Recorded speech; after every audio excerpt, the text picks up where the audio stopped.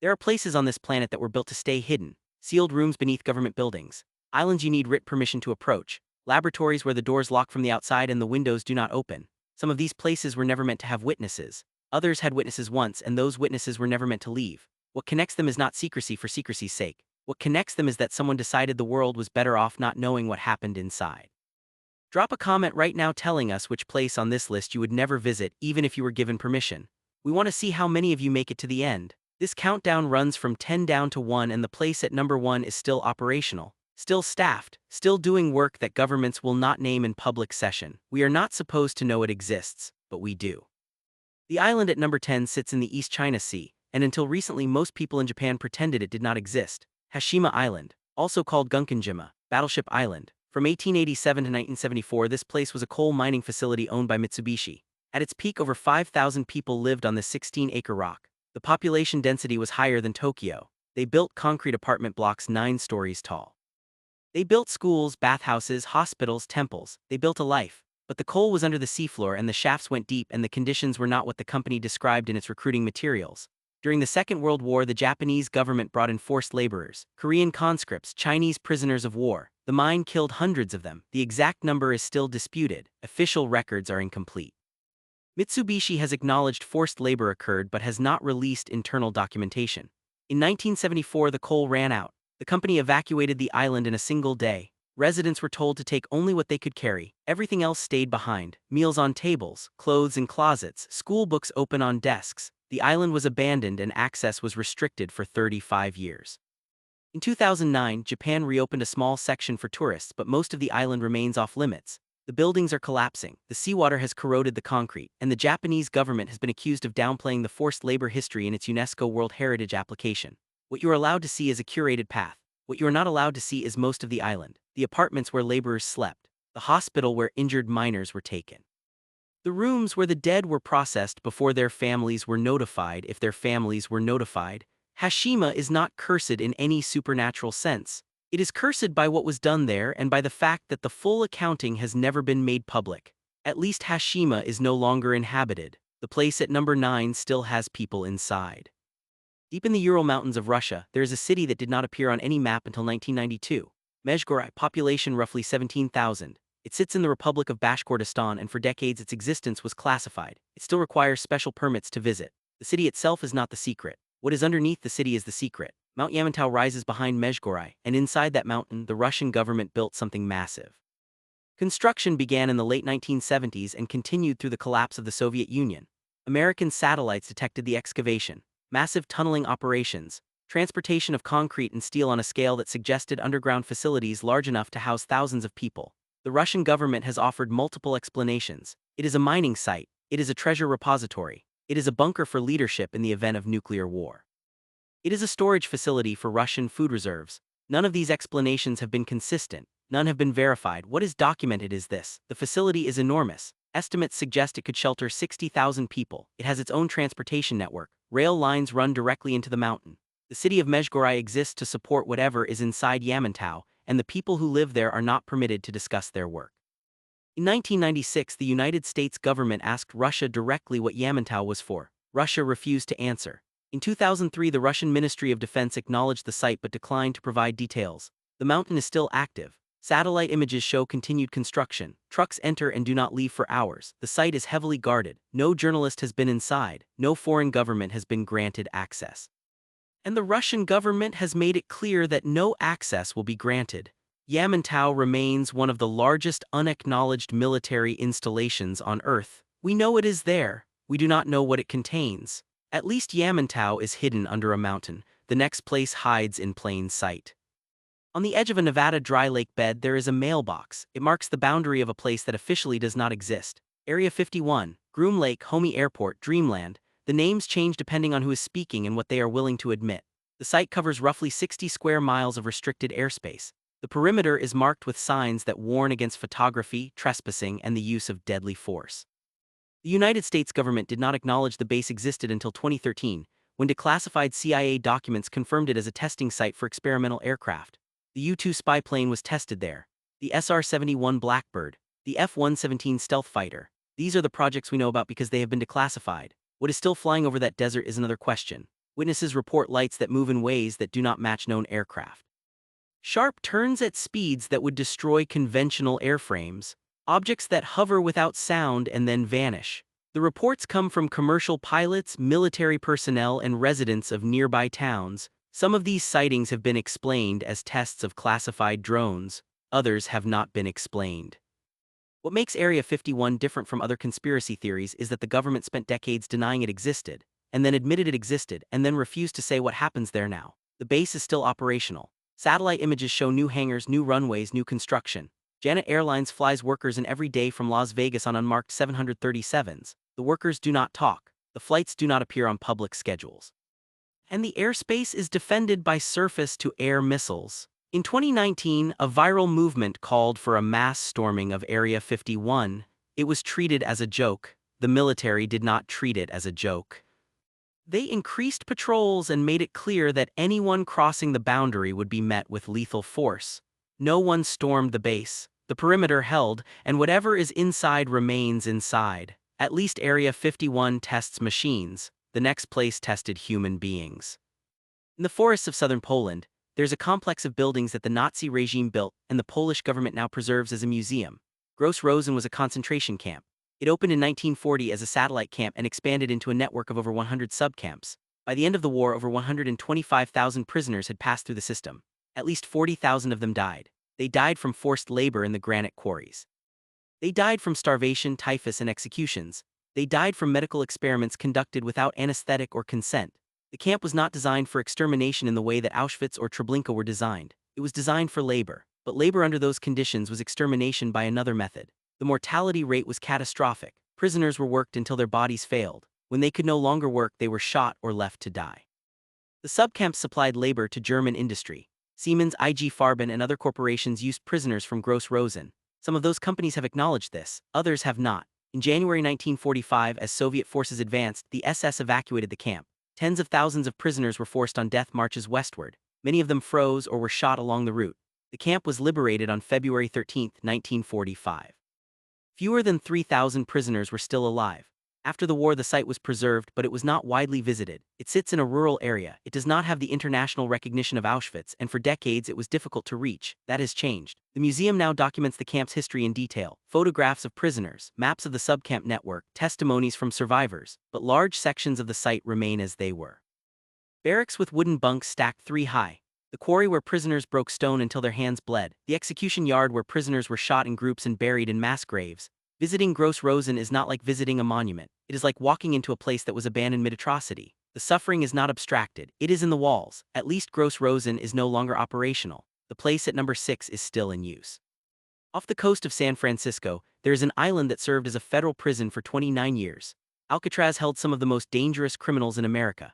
Al Capone, Robert Stroud, George Machine Gun Kelly. The prison closed in 1963 and the island became a tourist site. You can visit Alcatraz, you can walk through the cell blocks and stand in the yard and look at the San Francisco skyline from the same vantage point the inmates had. What you cannot visit is what lies underneath. Beneath the main cell block there is a series of rooms that were used for solitary confinement. The holes D block the treatment unit. These rooms are not part of the standard tour, they are structurally unsound. They are considered too disturbing for general visitors, but documentation survives. Prisoners in solitary confinement were kept in total darkness. No light, no sound, no human contact. Some were kept there for weeks. The psychological effects were severe. Hallucinations, breakdowns, permanent cognitive damage. One prisoner, Roof Percival, mutilated himself with an axe in the carpenter shop to escape the isolation. He survived. Another inmate, Ed Watt, killed himself after extended time in the hole. The prison administration defended the practice as necessary for institutional control. Former guards have described the screams that came from those cells. High-pitched, constant, echoing through the corridors. The isolation cells were abandoned when the prison closed, but they were not demolished. They are still there, still dark, still below ground. The National Park Service has restricted access for safety reasons, but former employees have described walking through those corridors and feeling a pressure in the air that does not lift. Alcatraz draws over 1 million visitors a year. Most of them see the sanitized version. The main cell block, the cafeteria, the recreation yard. The real weight of the place is beneath their feet and they do not know it is there. At least Alcatraz stopped using those cells. The next place has never stopped. In the Siberian wilderness, there is a facility that has been operating since 1946. Arzama 16, also called Sarov, it is a closed city. You cannot visit without authorization from the Russian Federal Security Service. The population is roughly 95,000. The city exists to support the All-Russian Research Institute of Experimental Physics. This is where the Soviet Union designed its first nuclear weapons. It is where Russia continues to develop nuclear technology. The city does not appear on most maps, road signs do not point to it, transportation in and out is controlled, residents are not permitted to discuss their work, and the security perimeter is enforced by military patrols. The institute itself occupies a massive complex: laboratories, testing facilities, reactors, storage for radioactive materials. The site has suffered at least 2 major accidents.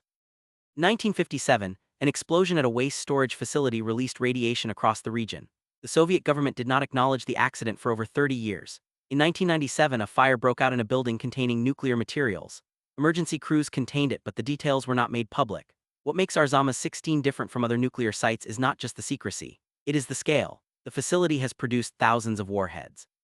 It has conducted live tests. It has trained generations of weapons designers, and it has done all of this behind a perimeter that the outside world cannot cross. Workers live their entire lives inside the city. Children are born there, schools operate there, hospitals operate there. It is a fully contained society built around a single purpose: the production of weapons capable of ending civilization, and it is still active. Satellite images show ongoing construction, new buildings.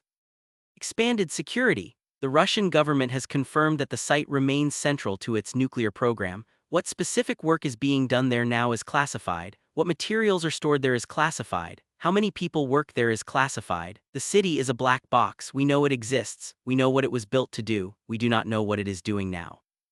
Before we continue, if you are still watching, hit subscribe and turn on notifications. The rest of this list does not get easier.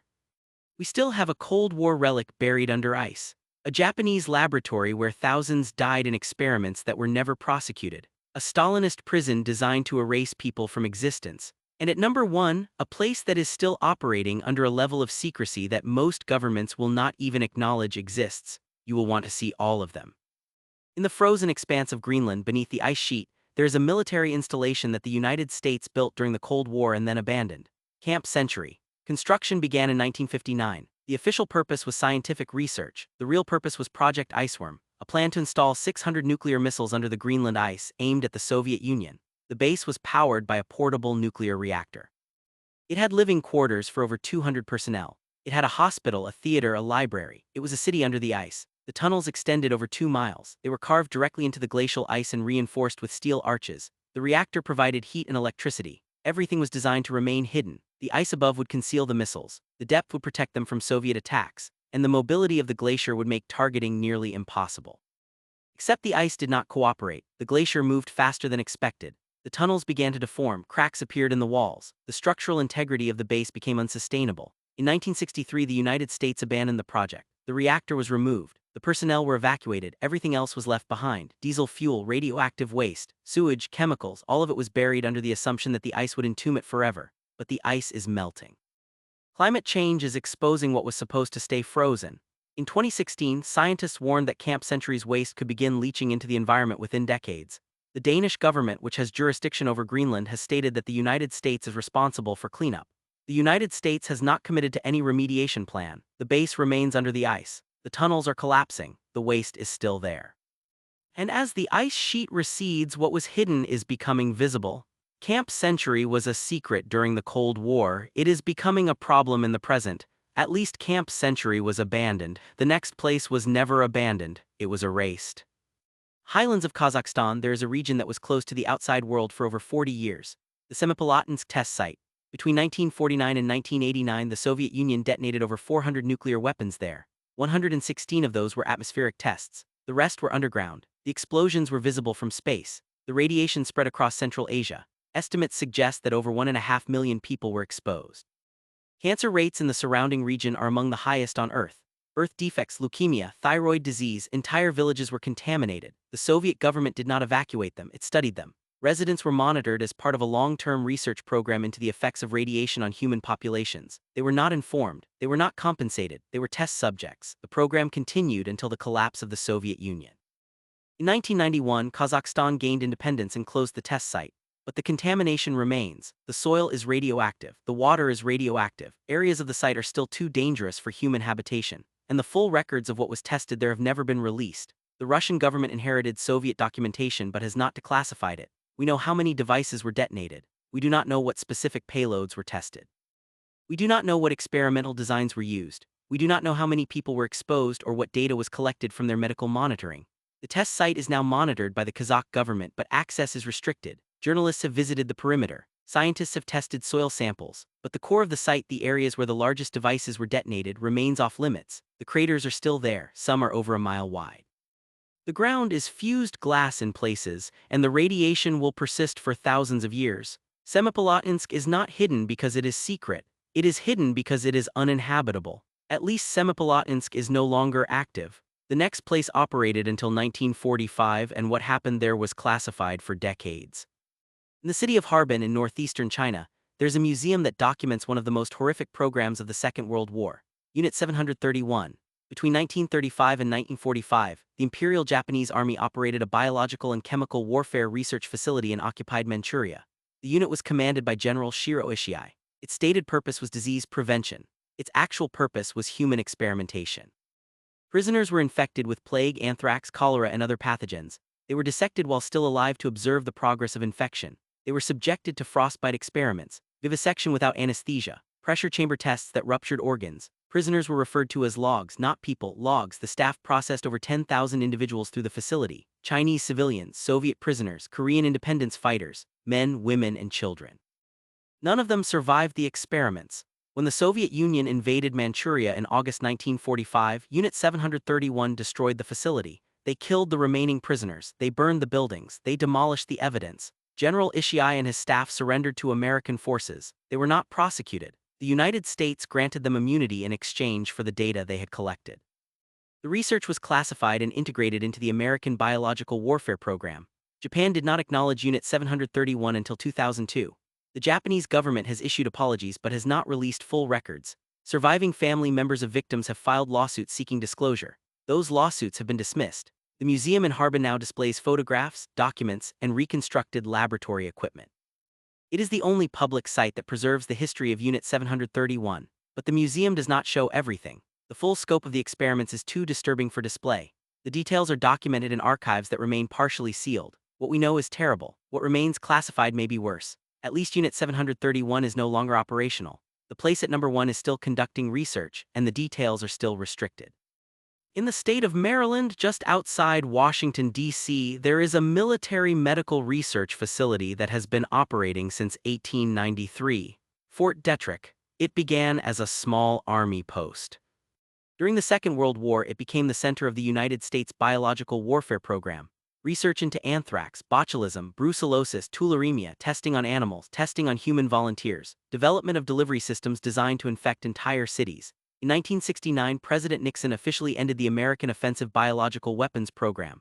Fort Detrick transitioned to defensive research, vaccines, diagnostics, countermeasures against biological attacks, but the work continued, and the classification level remained. Fort Detrick houses some of the deadliest pathogens on Earth: Ebola, Marburg, smallpox, plague. These are stored in biosafety level 4 laboratories, the highest containment classification. The facility employs thousands of researchers, military personnel, civilian scientists, contractors. What they are working on is not public. In 2019, the Centers for Disease Control temporarily shut down research at Fort Detrick due to safety violations, leaks in containment systems, failure to follow decontamination protocols. The suspension lasted several months. The details were not fully disclosed. The facility has resumed operations, and the research continues. What makes Fort Detrick different from other secure research sites is not the pathogens, it is the history.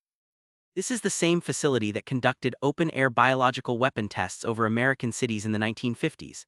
The same facility that developed agents used in covert programs during the Cold War. The same facility that has been linked to undisclosed research programs that were only revealed decades after they ended. We know Fort Detrick exists. We know it handles the most dangerous biological materials in the world. We know it has a history of classified research that was later acknowledged to have violated ethical and legal standards. What we do not know is what is happening there now, what agents are being studied, what experiments are being conducted, what programs are running under classifications that will not be lifted for decades. The facility is still active, still staffed, still conducting research that the government will not name in public session, and we are not supposed to ask. 10 places, 9 countries, and a single thread running through all of them. Secrecy is not always about protecting national security. Sometimes it is about protecting the people who made the decisions from the consequences of those decisions. Some of these places were hidden because of what was built there. Others were hidden because of what was done there. and a few were hidden because what is still happening there cannot survive public scrutiny. Which place disturbed you the most? Drop a comment and tell us. The next video goes somewhere even governments refuse to confirm exists. You will not want to miss it.